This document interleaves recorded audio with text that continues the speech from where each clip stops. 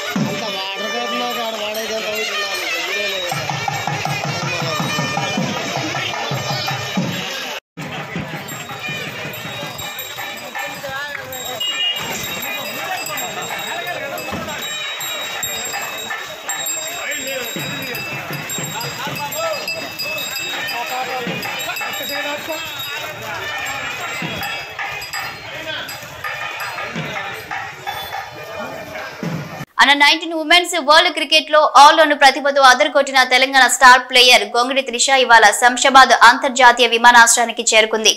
ఈ సందర్భంగా త్రిష మాట్లాడుతూ తాము పడిన కష్టానికి నేడు సరైన ప్రతిఫలం దక్కినట్లుగా భావిస్తున్నానని చెప్పింది. గొంగిడి త్రిష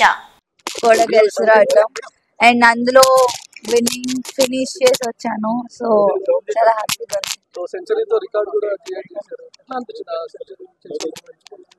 చాలా బాగుండే, ఎందుకంటే మా నాన్న కూడా అక్కడ ఉండే, అది కొట్టినప్పుడు ఇంకా స్పెషల్ ఉండే నాకు ఆ మూమెంట్. అండ్ ఫస్ట్ సెంచరీ కొట్టినందుకు కూడా చాలా స్పెషల్ మూమెంట్ అది నాకు. లాస్ట్ టైం కాస్త నర్వస్ ఫీల్ అయిపోయినారు, నేను లాస్ట్ టైం అంత పర్ఫార్మెన్స్ చూపించలేకపోయినా అని చెప్పి, కానీ ఈసారి వరల్డ్ కప్ లో మొత్తం మీ పేరే కనిపించింది. సో లాస్ట్ టైం అంత ఆపర్చునిటీస్ రాలేదు, వచ్చినప్పుడు కూడా ఆడాను కానీ లాస్ట్ 3 runs ఉన్నప్పుడు అవుట్ అయ్యాను ఫైనల్స్ లో. ఈసారి వాట్ ఎవర్ ఐ గాట్ నేను నా బెస్ట్ ఇవ్వాలనుకున్నా, ఇచ్చాను. ప్లస్ ఆ ఫైనల్ రన్ కూడా కొట్టి రావాలనుకున్నా. సో నాట్ అవుట్ వచ్చాను. ఎప్పుడు పర్ఫార్మ్ మితాలీది ఆఫ్ కోర్స్, బికాస్ ఆమెను చూస్తూ పెరిగాము. సో యా, ఎప్పుడు ఆమె ఉంటది. సో త్రిష గురించి ఈరోజు ఎంత మాట్లాడుతున్నారు, మీ ఫాదర్ కూడా అంతే ఫేమ్ అవుతున్నారు. మీ ఫాదర్ గురించి నేను క్రికెట్ స్టార్ట్ చేసింది నాన్న వల్ల, అమ్మ నాన్న వల్ల. వాళ్ళు లేకపోతే నేను ఇక్కడ ఉండేదాన్ని కాదు.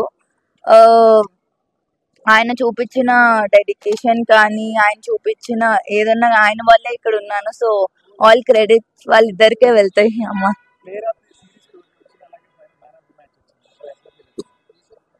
చాలా హ్యాపీగా ఉన్నానండి, బికాస్ లైక్ నేను ముందు చెప్పినట్టు లాస్ట్ టైం అంతా అంటే ఆపర్చునిటీస్ రాలేదు. ఈసారి వచ్చినప్పుడు చాలా నా బెస్ట్ ఇచ్చి ప్లేయర్ ఆఫ్ ద టోర్నమెంట్ అవటం ఇంకా స్పెషల్గా. ఐ మీన్ అమ్మాయిలు కూడా స్పోర్ట్ ని ఒక కెరియర్ లాగా చూస్ చేసుకోవచ్చు, జస్ట్ నాట్ స్పోర్ట్ అన్నట్టు. ఇందులో కూడా మంచి కెరియర్ ఉంది, అమ్మాయిని పంపొచ్చు. రథ సప్తమి సందర్భంగా తిరుమలను సర్వాంగ సుందరంగా తీర్చిదిద్దారు. భక్తులకు ఇబ్బందులు లేకుండా అన్ని ఏర్పాట్లు చేసింది టిటిడి. తిరుమలలో ఏర్పాట్లపై సంతోషం వ్యక్తం చేశారు భక్తులు. ఈ రోజు సూర్యప్రభ వాహనంపై తిరుమాడ వీధిలో మలయప్ప స్వామి ఊరేగింపు నిర్వహించారు.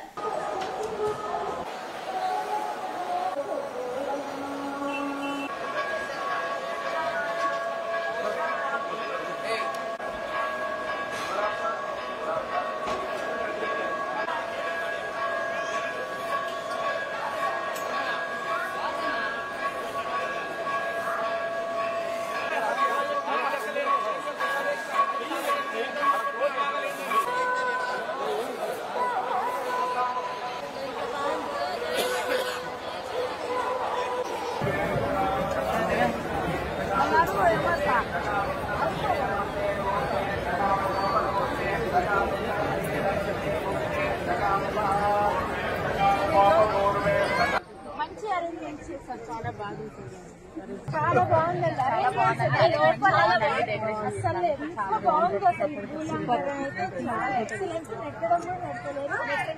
చాలా మంచిగా దర్శనం అయిందండి, చాలా బాగుంది. ఒకప్పటికంటే ఇప్పటికి చాలా బాగుందండి.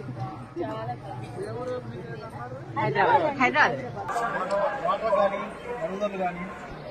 ఎక్కడ లేవు ఫెసిలిటీస్ అయితే గతంలో చూసాం కదా,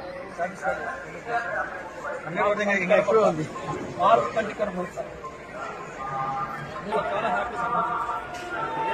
తిరుపతి డిప్యూటీ మేయర్ ఓటింగ్ ఎన్నికల్లో పాల్గొనేందుకు వచ్చిన వైసీపీ కార్పొరేటర్లు ఎస్కాట్ వాహనంతో పూర్తి పోలీస్ బందోబస్తు నడుమ వచ్చిన వైసీపీ కార్పొరేటర్ వాహనం తిరుపతి ఎంపీ గురుమూర్తితో పాటు 21 మంది వైసీపీ కార్పొరేటర్లు ఓటింగ్ లో పాల్గొన్నారు.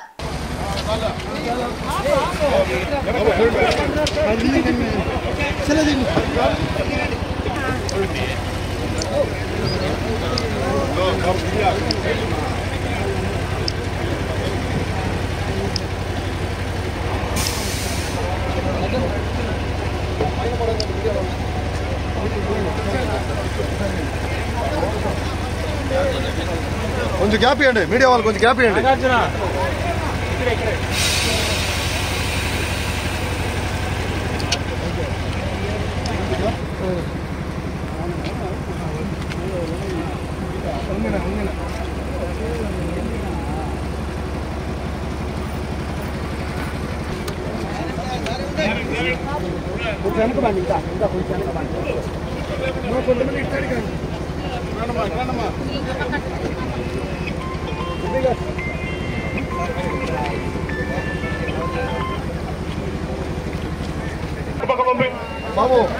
చూడండి ఎవరికి లోపలికి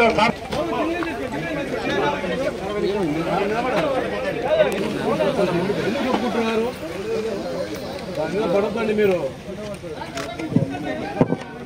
కార్పొరేటర్లు తప్ప ఎవరికి అలవలేదండి, ఎవరిని పంపద్దు.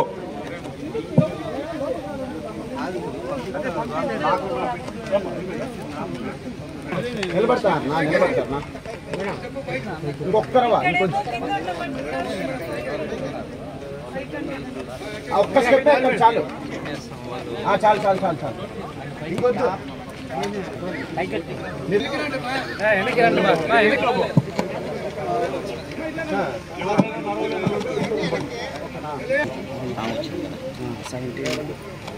ఇరవై రెండే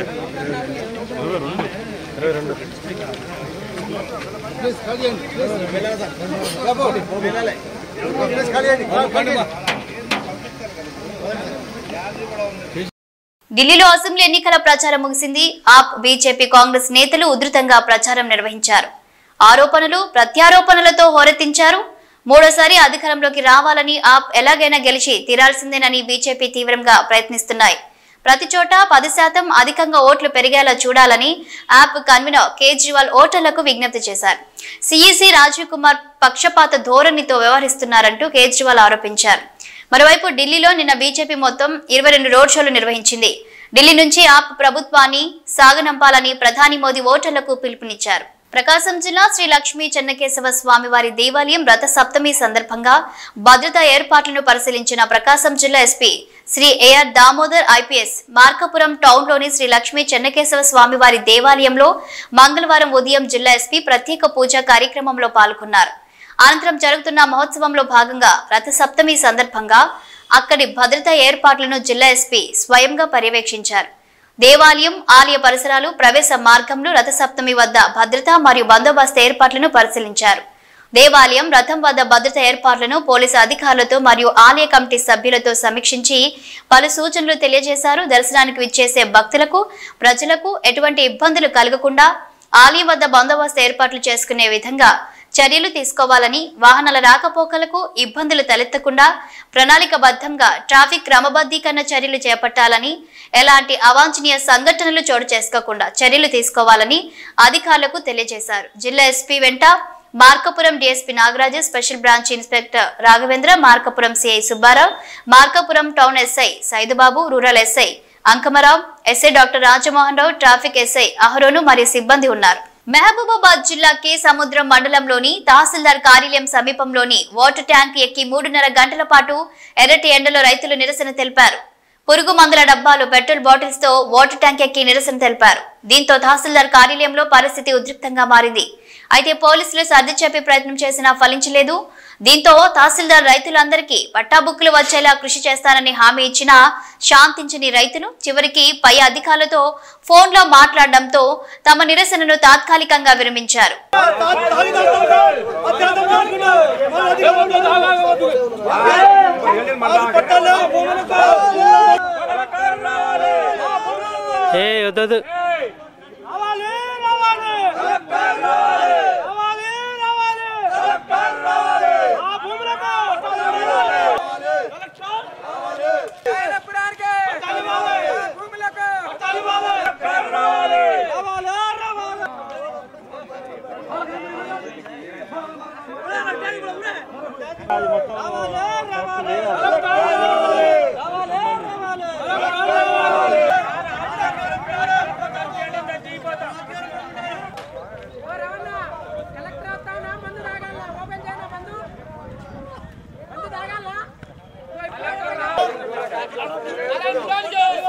బాబు దిగానా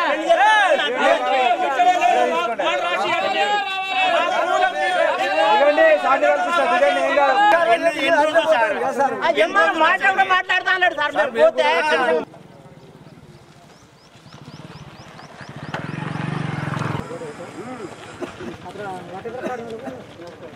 ఓ ఎనకట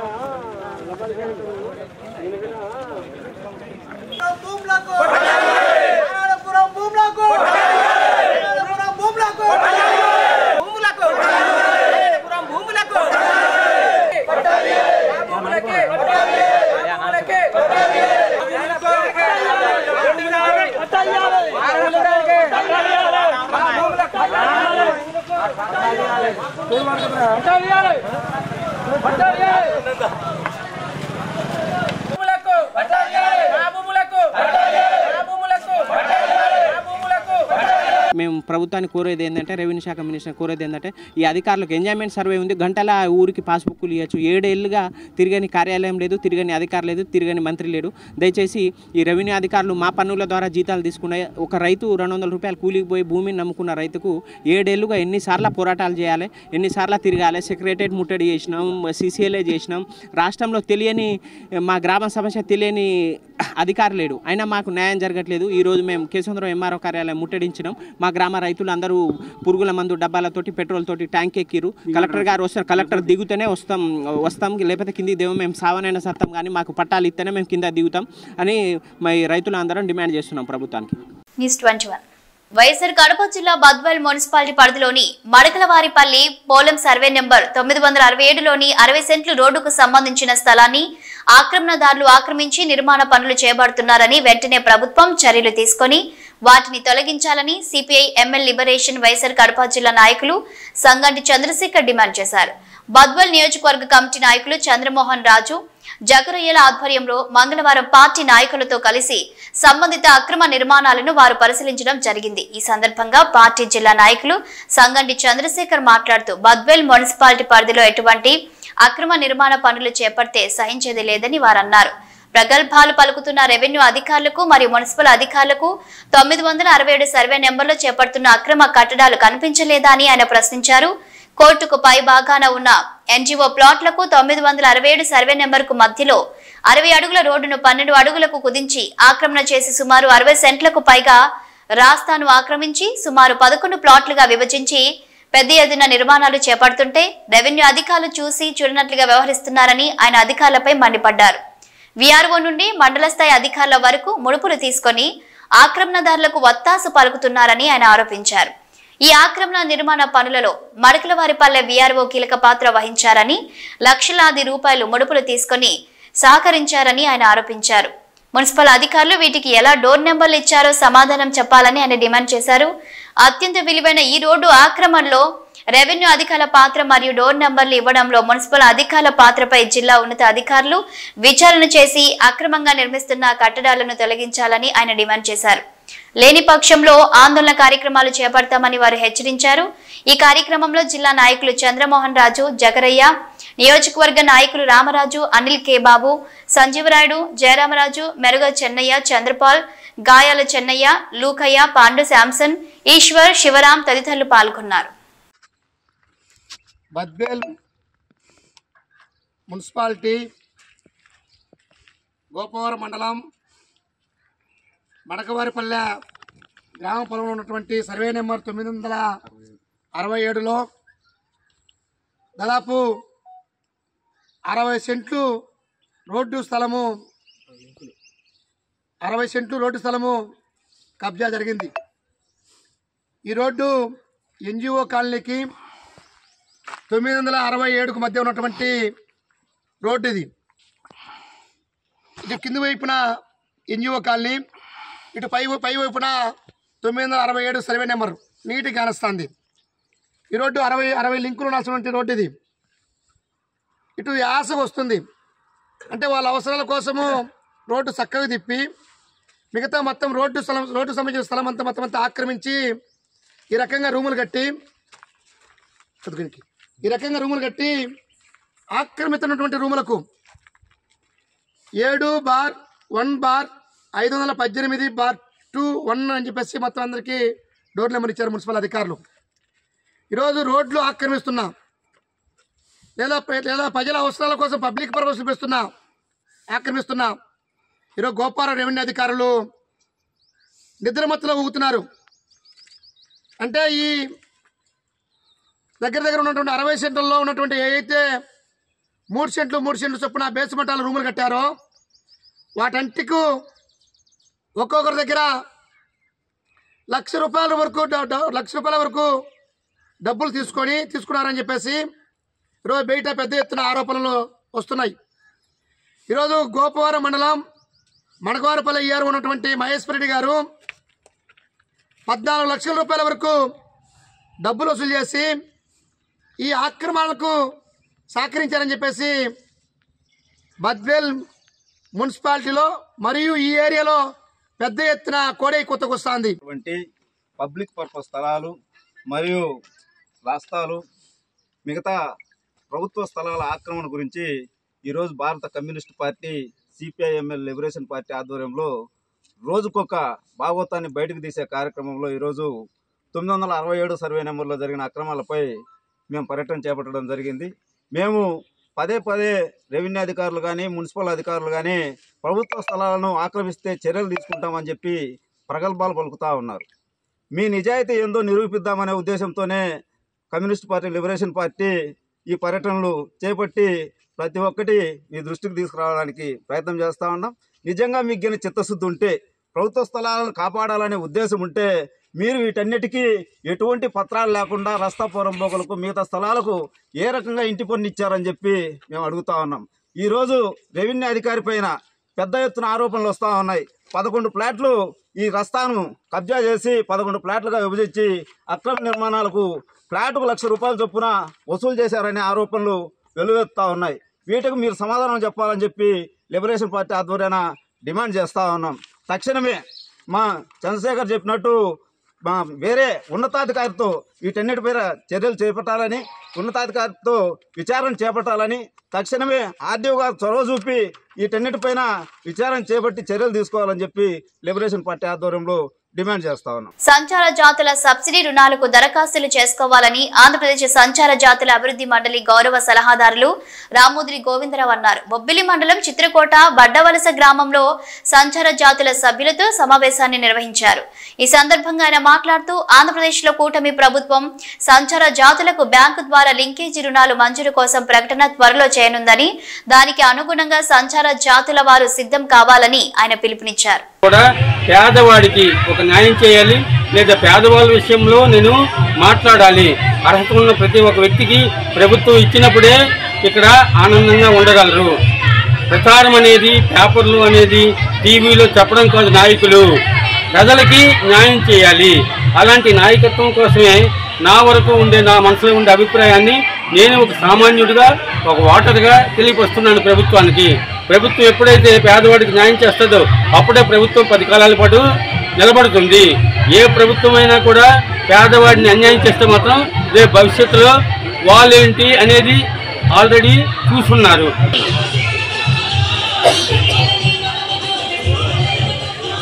ఏదేమైనా పేదలకి, అర్హత ఉన్న వాళ్ళకి ఎప్పుడైతే ప్రభుత్వం చేస్తుందో అప్పుడే ప్రభుత్వం 10 కాలాల పాటు నిలబడుతుంది. ఎందుకంటే రేపటి ఈ పేదలే రేపటి మీ భవిష్యత్తుకి పునాదులు. ఏ కులాల్లో ఎంతమంది ఉన్నప్పటికీ కూడా బ్రాహ్మణ కులం ఉంది, క్షత్రియ కులం ఉంది, రాజుల కులం ఉంది, అనేక కులాలు ఉన్నా కూడా అందులో కూడా పేదవాళ్ళు ఉన్నారు. వాళ్ళు రాజులు, వాళ్ళు బ్రాహ్మణులు, వాళ్ళనమాట సావుకారులు అని చెప్పి డబ్బున్న వాళ్ళ కింద లెక్క కాదు, అందులో కూడా పేదవాళ్ళు ఉన్నారు. అలాంటి వాళ్ళకి కూడా న్యాయం చేయాలి అనేది నా అభిప్రాయం. అంటే పేదవాడికి న్యాయం జరగాలి, అర్హత ఉన్న పేదవాడికి న్యాయం జరగాలి. దీన్ని మాత్రం ప్రభుత్వం పక్కాగా పాటిస్తుందని నేను అనుకుంటున్నాను. మరి కుటుంబం లోన్లు కూడా ఏర్పాటు చేసేది, బీసీ లోన్లు, అలాగే ఈబీసీ, అలాగే అనేక కులాలకు సంబంధించి ఆర్య, వైశ్య, అనేక కులాలకు కూడా అన్ని కులాలకు కూడా లోన్లు ఏర్పాటు చేయాలి. మరి ఎంతమందికి వస్తుందంటే అది వాళ్ళు పరిశీలన చేసి అర్హత ఉన్న వాళ్ళకి వాళ్ళు ఇస్తారు అనేది మనస్ఫూర్తిగా నేను చెప్తున్నాను. ఏది ఏమైనప్పటికీ ప్రభుత్వం తరఫున కూడా పేదవాడికి న్యాయం చేస్తే వాళ్ళకి మనకు కృతజ్ఞతలు తెలియపరుచుకుంటాం. ఏదేమైనా అర్హత ఉన్న ప్రతి ఒక్క వ్యక్తికి కూడా ఆ ఉపాధి పథకం, ఆ సబ్సిడీ పథకం అందరికి అందాలని నేను మనస్ఫూర్తిగా ఒక కుల నాయకుడిగా కోరుకుంటున్నాను. మీ అందరితో ఇవి బులెటిన్ అప్డేట్స్. Keep watching.